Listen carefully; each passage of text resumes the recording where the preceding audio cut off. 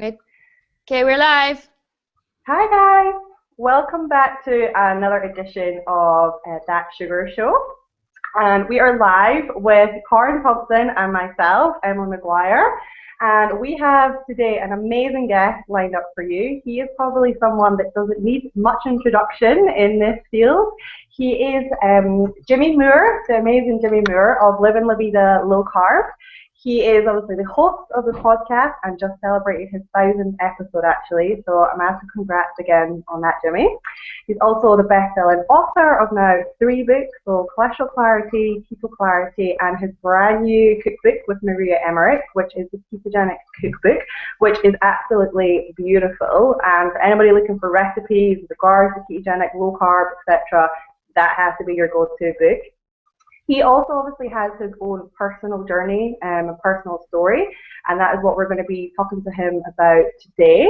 He's obviously a great colleague of ours and a very special friend, both Corin and I. So we are very pleased to have him here. And welcome, Jimmy. Thank you so much for being on with us. Wow, I hope I live up to all those expectations. You're gonna Most have to push definitely. hard. So, But thank a you. Glad to be massive, here, you guys.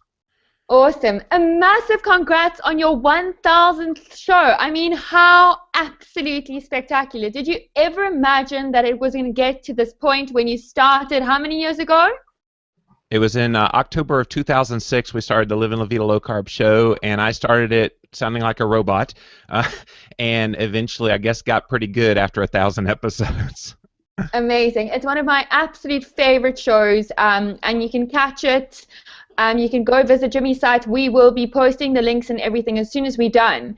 So, Jimmy, how did you get started on this journey? Of going sugar-free, it was a long time ago, it seems like, but in some ways it also seems like yesterday, because I was 410 pounds, which is, 190 kilo, and I was badly sugar addicted. I was drinking 16 cans of Coca-Cola every day, and if you do the math on that, you divide 45 grams of sugar by 4, that's 11 teaspoons of sugar in just one can of Coca-Cola, and I was having 16 of those a day, in addition to whole boxes of snack cakes and cookies and you name it, I was eating it, Karin, and I was a sugar junkie and never realized just how bad the problem had gotten. So that was kind of where I was when I decided to make a change in my life, and boy, the change has been amazing. Fantastic. And I mean, how did you get started on your journey? Because it's so hard being a sugar junkie, and so Yeah. many people go, oh, just eat less and exercise more. I mean, how did you get started? So the specific diet I found thanks to a book that my mother-in-law had given me. Christine's mom gave me Dr. Atkins' New Diet Revolution book. I know Professor Noakes read the new Atkins diet book, but for me it was the old school Atkins diet book, and read that and thought this guy was nuts. So how do you cut all your carbs out of your diet, or at least significantly decline them, and then how do you eat more fat, and how do you do that and be healthy? But I didn't realize the negative role that sugar was playing in my health. I was like everybody else. You feared fat. That's what you were told to fear, and we all did. And so I was like, well, what the heck? I had done low-fat diets over the years and was always hungry, was always irritable. You guys know me as a happy-go-lucky kind of guy, but when I was eating a no-fat diet, I was a pretty mean guy. Just ask Christine. She'll tell you how mean I was. So it definitely has changed my life, and that's how I changed it, was the Atkins diet in 2003 at Christmas time. Yes, she gave it to me as a Christmas present. Gee, thanks, Mom. I know I'm fat. And needed to change, and thankfully I did, and I can certainly talk about those first few days because it was murder. And how did you manage to get through that period? Because we are doing Sugar-Free September now, and there are a lot of people who are really struggling. They are craving. Yeah. They have fallen off the wagon over the weekend. Do you have any advice? Oh, I got a lot of advice.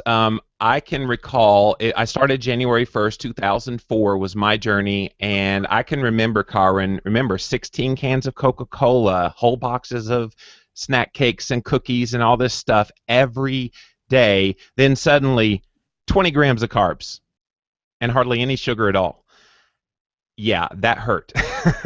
I was in such pain the first day, and people don't that are probably new to this don't realize just how much pain it can be if you're coming from the extreme that I was. I was obviously on the very extreme. Most people aren't doing what I was doing, but even if you're coming from even a moderate level of sugar, coming down to sugar-free can be a shock on the body. And certainly we can talk about ways to stave off some of those effects. But for me, I mean, I felt like I was sitting over on that couch over there, shivering, shaking. I was bad addicted, and I've never taken drugs in my life, but I'm assuming that's what a cocaine addict would have to deal with coming off of some major drug. And so the sugar had such a hold on me. But the good news is, if you're just starting this, that doesn't last. You get through those first few hours, days, however long it takes to get that out of your system, and this incredible experience happens for you. Your brain opens up, it's clear, you feel normal for probably the first time in your entire life. And I'm not normal, but as normal as Jimmy Moore can be, I have felt that ever since. That's amazing. And then, so apart from the physical withdrawals, the emotional component of the relationship you had with sugar, how did you replace that, finding reward, that kind of stuff? Yep. So a lot of people say, well, if I give up sugar, nothing will taste good anymore. I'm like, oh, no, no. Here's the fun part about eating sugar-free is you start adding in something that you always thought was taboo for you to be consuming, because every health organization in the world says avoid it, and that's fat, especially saturated fat. If you eat fat, I mean, that is what our taste buds were actually designed for, was to eat fat, and how our bodies were actually designed to be fueled by is fat, not by sugar. And so shifting from sugar to fat burner can take a period of time of maybe 2 to 4 weeks for a lot of people. But once you get the sugar out of your system, and once you're eating fat and being a fat burner, as we talk about, I mean, it's nirvana. You have so much energy, and you'll never believe how good you can feel until you're a fat burner. That's absolutely amazing. And when you used to reward yourself with the Coca-Cola and the chocolates and stuff, and suddenly you weren't allowed to do that, what did you replace that? I know you're saying fat, but I mean, did you start doing new hobbies? Did you find a life outside of sugar addiction? So I didn't have to give up anything. I chose to do it because that was something that I knew I needed to do. And when I started this, truth be told, a lot of people that start this, they do it for weight loss purposes, and so did I. But for me, as the longer I did it, I realized it was so much more than just the weight loss. It was the health gain. And if I was gaining health in the process of doing this, then that was my goal of doing it. What did I replace the sugar with? Oh, she's walking now. That's what I did. I walked. No, I'm just kidding. So, sorry, distracted a little bit. So I didn't really find anything else to do per se. I just kind of said, okay, this is my life now. And I accepted that those things that I did before were the sins of my past, so to speak. And now I've chosen a better road to go, and it's been quite the road the last decade. That's amazing. And I mean, do you ever relapse? Do you ever fall back on those sweet treats by accident? And if you do, how do you get back on the banting wagon or the low carb, high fat way of life? Right. So I don't ever, no, I have not. And I'll tell you why. Early on in my journey, and I want people to listen to this one because it helped me so much. It helped me recently get off of diet soda as well. If you can put a negative image in your mind about what sugar or whatever it is you want to give up in your diet is, if you can create this negative imagery, it has such a powerful effect on your brain that you actually believe it's true. And here's what I did in 2004 when I was going through this, Karin. I said, sugar is rat poison. Now, of course, at a conscious level, I know it's not physically rat poison, but if you look at it and you keep telling yourself, that's rat poison, would you knowingly drink fluid that had rat poison in it? No, you wouldn't. And so just that little bit of moment of pause is just enough to say, oh, no, I don't want that. And it makes you put it back. It is such a powerful mind game, and people are like, well, that just sounds all woo-woo. Why would you do that? Try it. You'll be surprised how much that could do. Now, diet soda was a lot harder for me to give up than even the sugar, and I just gave it up about 6 months ago, and it's been so powerful for me to be able to say, no, that's rat poison. That's some negative imagery in my head. So creating that, whatever that is for you, and think of the most disgusting thing in your brain. I don't know, pig's guts. I don't know what you want to call it, but the most disgusting thing, and apply that to whatever it is you're trying to get rid of, sugar in this case, and it works. It really works. I mean, I think that's an amazing, amazing thing, because we are utilizing the power of the mind, because it's not as easy as just saying cut it out of your life. We actually, well, for myself as an addict, I need to create that connotation to show me that it's really, really bad when I'm desperately in need of it. So I want to hear more about the diet soda thing, because there are so many people who try and replace sugar with sweeteners. And I want to know how you managed to get off diet soda, because there are so many people who switch from sugar to sweeteners or diet soda. Yeah, this is definitely a tricky subject, and even controversial a little bit within the low-carb world that I live in, because you have some people that say, well, the sweeteners are better than the sugar, so why don't you just let people have the sweeteners?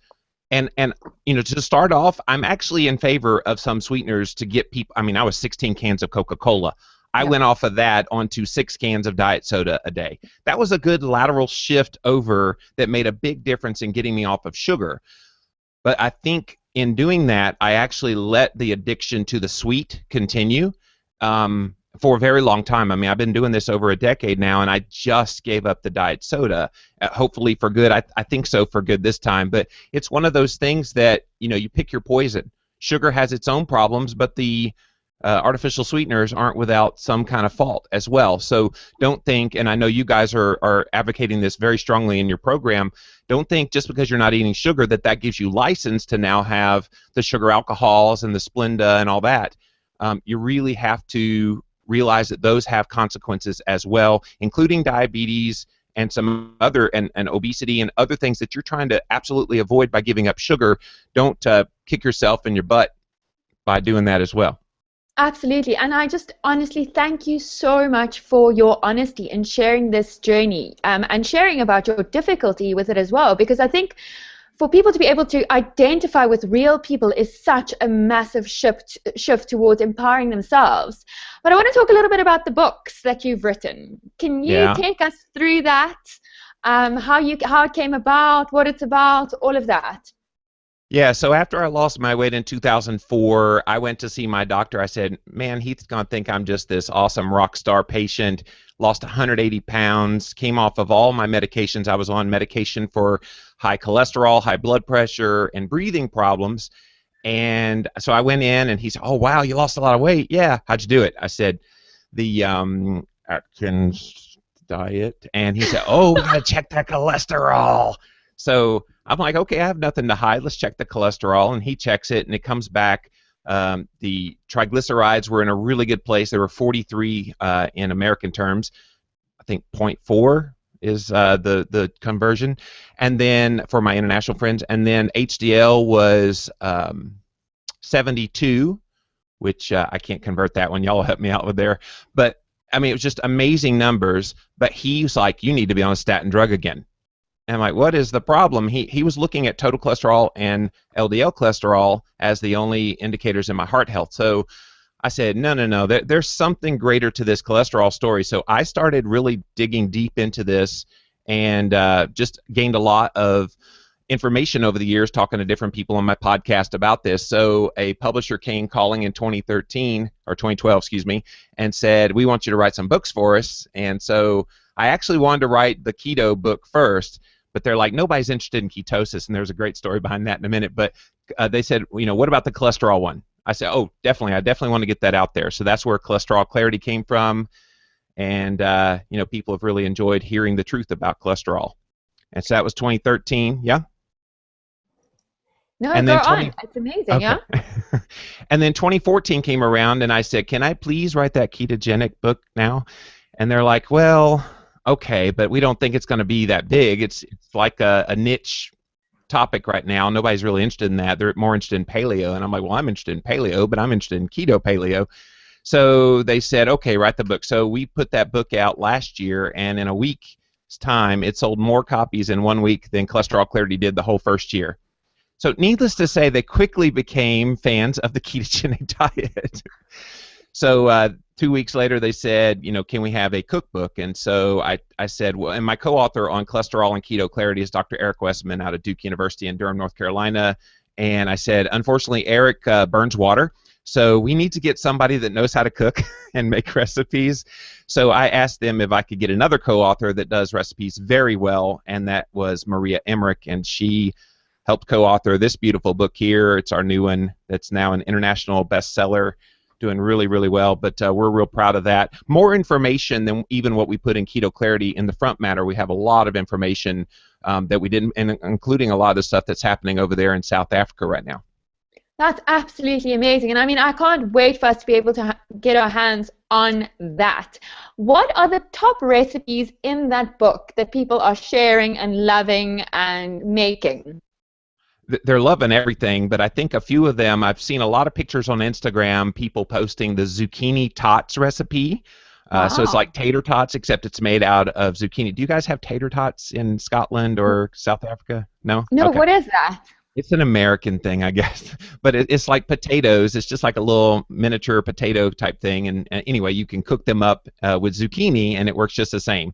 Another one is our panna cotta recipe. It's like a treat recipe. Yes, you can still have treats even on a ketogenic diet, but you find that the longer you go sugar-free, the less taste for sweet that you even desire. I mean, there's some things now that I taste, and they're supposed to be low carb, and I go, wow, that is incredibly sweet. Can we like cut the sugar, like or whatever the sweetener is, majorly down, because that's just too much on the taste buds. So we try to make a mix of recipes like that. I've got beautiful green tomatoes growing out there right now, so I occasionally make the fried green tomatoes that we have in the book, where you basically cook those in coconut oil with some Parmesan cheese on the outside if you can handle dairy. And then one of the favorites too is the avocado fries. So it's sliced avocado that you wrap bacon around, then you deep fry them in coconut oil, and I'm telling you, Karen, no lie, they taste just like a French fry. Well, best French fry you've ever had. My mouth is literally watering, and I cannot, excuse me, I cannot actually believe that our South African Postal Service is making me suffer like this. I am devastated. Oh my God, I'm super excited. So Jimmy, I wanted to know, you are quite big on self-experimentation and finding out what works for you. And you, I think, are doing a little bit of a fasting experiment at the moment. It depends on your definition of a little bit. Okay, well, that's South African slang. It's all right. It's all good. So, yeah, I'm in day 6 of a full fast, and people might think you're crazy for trying a fast, but there's really a lot of science behind this, and a lot of great practitioners that are advocating for fasting for a period of time. If you have insulin resistance and you have some, pretty big issues where just going sugar-free isn't enough and just going ketogenic isn't enough, maybe periods of fasting can help with that. And I know Dr. Jason Fung up in Toronto, Canada, is doing a lot of really great work. What is it? IntensiveDietaryManagement.com, but just Google Jason Fung and you'll find him, F-U-N-G. But incredible. And so I'm giving this a go. I'm in day 6 of the full-on fast, and I'm not hungry. People are like, you've got to be starving. What does the fast mean? I mean, what does your day look like? Great question, Karen. So that includes, I've done fasts before where I just tried water, just plain water, just to see what would happen. I made it all of 3 days before the headaches from the electrolyte imbalance messed me up. I said, okay, that's lesson learned, that if you ever do a fast, you have to balance your electrolytes. So for me, that includes bone broth with salt. So I just had a cup of that right before we had the interview, so I'd be quite energetic for you. And lots of water. I do allow 1 kombucha a day as well, so I can keep the gut health stuff going on as well.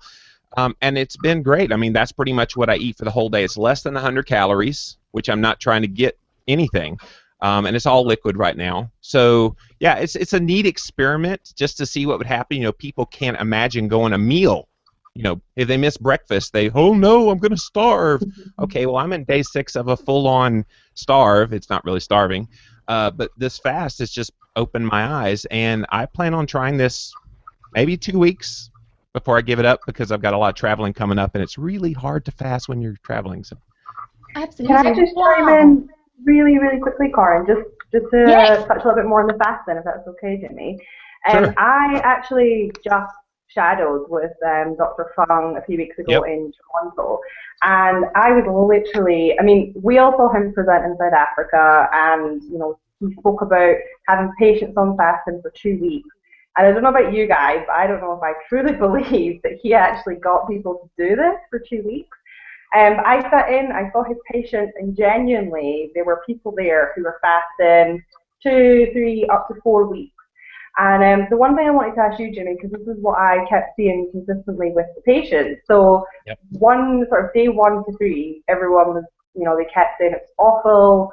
They just, wanted to tear people's heads off. But then after they got past that day 3, they actually found there was this newfound kind of mental clarity, and the amazing thing was the hunger was gone. So do you kind of resonate with that? Do you think that is sort of what you found? I think for most people that's probably true, Em. I think for me it was a lot easier because I was already used to doing 24-hour fasts anyway, being ketogenic and fat adapted. So I think I took it a little better than most people, where the first day really wasn't a big deal to me. I'm used to fasting 24 hours. It was that second day that was the bear. And yeah, just kind of gritted it out the second day, knowing that that was probably going to be my hardest day. By day 3, I was in that nirvana. And I've been there ever since day 3, and this is day 6. So, yeah, absolutely. And I think if somebody's coming from kind of a position of the standard American diet kind of eating, it probably will be 3 days of, before they're able to feel any kind of positive effect. But it was pretty quick for me. Yeah, I think that's what a lot of people kind of spoke about when we saw them at Dr. Fung's clinic. So I just found it really fascinating because, and sorry, Karen, I've just totally jumped in and taken over. Well, and I can say one more thing about fasting, Emily. Yeah. One of the reasons that I even started considering it to begin with was Dr. Tom Seyfried, who I also know you went and saw this year. He, in an interview with me on the Live and La Vida Low Carb show, one time said, if you want to prevent cancer, the best way to try to do that is to go 1 week a year of not eating at all. And at first blush, you kind of go, okay, yeah, sure. And then you go, wait, I can't have any food at all for an entire year. And so, or for an entire week for every year. And I'm going, oh my gosh. And it's doable, but you got to get the electrolytes down. I think that's been the key for me this time, is making sure I'm getting that salt in every day. People fear salt just like they fear the fat. You got to have the salt if you want to keep those electrolytes. No headaches, no shivers, no nothing. So it's amazing. And what when you're just talking about traveling there, that's actually something that Tom Seyfried has said to me, because his lab is crazy and he has all of his students doing these strange fasting experiments. And he even said to me that traveling, so I know we often speak about, if you're on the go, doing like an intermittent fast is actually really beneficial, but there's something about a long period fast that does get quite difficult when you're traveling, and I'm completely testament to that. So I can attest to that too. Yeah. So what are you going to do when you travel? How is your, what are you kind of planning on? Because we're really big as well in the pre-planning, so... Yes. So I have a lot of different stops that I'm going to, just like you've been doing. So it's not wise to do that. I mean, it's enough stress on the body, going through all that travel, much less to add another stress of fasting. I do think for the flights themselves, you can fast very easily. People are like, oh, I can't, eat. Oh my gosh, can't eat on a plane. What's going on? It's no big deal, unless it's a 16-hour flight from LA to Australia. You really can make it okay, or from Atlanta to South Africa. You can make it okay on a flight, so don't feel like you have to necessarily eat. But yeah, so what will I do? I'll probably just stick with a ketogenic plan, probably a few less calories than I typically would, just to keep the fasting kind of mode going. I don't want to unravel everything that's happening good right now. But I'm still in kind of testing mode, so I'm not sure what I'm going to do, but obviously it will be ketogenic. Obviously it will be real food-based ketogenic, and I think you can't go wrong if you do that while you're traveling. And I'd be interested to see what you pick up on the way. see if there's any tricks that I wasn't able, or different airports. Some airports have really cool snacks, and some have pretty You're terrible lucky if snacks. you find them that have good stuff. That's the Yeah, problem. Is most, especially here in America, are just yeah. atrocious. So, yep, Nashville Airport actually is really good. So just FYI, anyone traveling through there. So just coming back, just to kind of flip it back with the whole, obviously it's now been 11 years that you've been kind of sugar free. Did I get that year yep, right? Yeah. yep. So although it's been 11 years, do you still find that you still kind of struggle with sort of the food addiction side? Do you still feel that there's always going to be this kind of battle with it, if you like, or do you feel that it's the ketogenics that kind of set you on that straight path? Great question. Wow, you've gotten good at interviewing. So, I think you're welcome. I think that I don't struggle necessarily with like addiction per se because I know my limits and I know how my body responds to literally any food I would eat now. I think I've come to the realization at this point in my life, Emily, that I realize I have to work harder at it than probably most people because of my past choices. And I'm okay with that. I don't feel like I have to be perfect. And that's a great message. I hope people come away with this is don't feel like you have to be necessarily so perfect in your diet that, oh, well, if somebody else does this exact same diet and they're losing weight and they're healthy and I'm struggling still with weight. I think there are so many other issues involved in this equation that always get kind of thrown out in the diet wars. It's not really just about your diet. There's so many lifestyle issues. Please sleep 8 hours a night if you can. You know, please de-stress your life. I know Karin talks about that quite a bit in her Periscope. You know, love yourself and appreciate all the things that you have in your life. All of those things contribute as well. And I've just come to the realization that if I want to attain the fat composition, body composition goals that I want, I'm going to have to work harder at it. I'm going to have to tinker and test, which is why I'm doing this fasting experiment right now. And that's okay. I want people to be okay with not being like the rest of the world, being able to eat whatever and be okay, but maybe that's not right for you. You've got to just love yourself and realize where you are. Mm-hmm. And just on the back of that, what would you, because we've got lots of different people that are on for sugar-free Septembers, we've got people that, you know, a typical SAD kind of diet, we've got people who are quite low carb that just kind of fell off the wagon a little bit over the summer. So, you know, quite often, and I know myself, Cara, and a lot of people say, find your starting point and then build on it from there. So particularly with regards to ketogenic, this is one question that I've asked a lot of people on my travels around the place is, do you think ketogenic is right for everyone? No, and I'll tell you why. I think if someone is happy and healthy eating vegan and they feel like that's made their health incredible, who am I to stand in their way of doing what's right for them? The unfortunate thing is if you ask most vegans, then they have that same question. They say, oh, no, it's veganism for all. And I'm going, that's kind of closed-minded to think that one diet fits everybody. And when I testified before the 2010 Dietary Guidelines Committee in Washington, D.C., and I said, you know, we don't all wear the same size shoe. I have 13 triple E. Somebody over there may have size 8. Somebody over there may have size 4. We all have different shoe sizes. So why does it not stand to reason we would also have different diets that would work for us? That said, I do think a great majority of the world's population would benefit from at least a lower carb diet going towards a ketogenic diet, including people especially with insulin resistance, morbid obesity, neurodegenerative diseases. I mean, on and on and on. We can talk about the various diseases that a ketogenic diet are being shown to help with. So I think there's no harm in it as long as you're focusing on real food. There's certainly no harm in going on a ketogenic diet. And what about with regards to sugar and refined grains? Should everybody be avoiding those ones? Yeah, I think, you know, this is a sugar-free challenge that you guys are doing, but I think if people want to really see the maximum benefits of what they're doing with this sugar-free, you got to go grain-free too. And you might go, well, I don't want to give up my pasta and bread. I mean, think of it this way. It's not sweet on the tongue, but once it hits the bloodstream, it's exactly like that sugar that you're giving up now.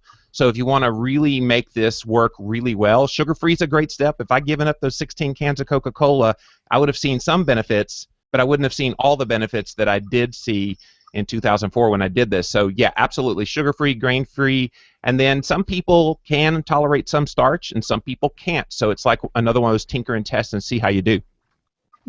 Yeah, absolutely. And I think that the really key message is that find what works for you and go with it. And I think the other flip side of what we're trying to do with Sugar Free September is very much, getting this coming along with together. So Karen, what is your quote again? I've forgotten Together we can do what we cannot do alone. Yeah, together definitely. we can do what we cannot do alone. I like that. So, and that obviously resonates with regards to kind of support, social support, etc. So, how important was kind of support for you in your journey getting to where you are today? Now, I did this way back in 2004, so I think you were sucking your thumb still, Emily. I'm just kidding. You were younger, let's put it that way, and I was more trying youthful. to figure things out. What'd you say? More youthful. Yes, more youthful. There we go. We'll go with that. So I didn't have support out there like a lot of people have support today. I mean, I have a podcast and blog and social media presence, and a lot of people out there do. And of course, Periscope. Now you guys are all over and really offering that support. None of that was even out there when I was out there. So I had to lean on family. So Christine was a real help. She really supported me through that. And friends and family that I trusted, because you can't always trust all your friends and family. Some of your friends and family will be saboteurs to try to say, oh, why are you doing this? Just a little bit, just this one time, have a little bit, and that's not helpful. I think if you really want to make a change, you have to go all in, and you have to be committed to this. And your biggest cheerleader, guess what, is you. You have to be your own biggest cheerleader. You have to look in that mirror in the morning and go, dude, you're awesome. Just the way you are, no matter where you are in the journey, you're awesome. Look in that mirror and say that. And if you do that, then your mindset's right and you'll be successful. Amazing. I love that message. And I think when you go, Karen. Sorry. No. I was thinking that that's actually the most beautiful way to end the show. Like, from such an inspirational man with the most beautiful message, the biggest heart, who's done so much for me and for Emily and just for the world. I mean, Jimmy, I just want to thank you for your courage in standing up for your beliefs, and I know it's not always hard and that you have to take a lot of flack for this, but you keep fighting for us, and that makes such a massive difference in so many people's lives. So I just want to say thank you, Jimmy Moore, for being Jimmy Moore. I mean, you really are awesome. Thank you, guys. I appreciate that. Yeah, and I tell people often that I do what I do. People are like, oh, I love your podcast and it's great. Thanks for what you do for us. I'm like, I'm doing it for me because I need the help. And if somebody else is influenced and kind of eavesdrop in on that and get influenced in the process, then that's just that much more gratifying. Amazing. Okay, guys, we're going to end the show now. We will be back soon, but if you want to find out more about Jimmy Moore, Jimmy, where can they find you? Yeah, my website is livinlavitalow-carb.com. If that's too much to remember, just Google my name, Jimmy Moore, and the entire first, maybe into the second page is all my stuff. Amazing. Well done for those Google AdWords things that you've managed to get. Anyway, guys, I'm saying goodbye. Emily, say goodbye. Goodbye, guys. See you next time. And Jimmy, the last shout out from you. The last what? Shout out from you. Shout out. Sugar-free revolution! Is that a shout out enough? That's beautiful. I love it.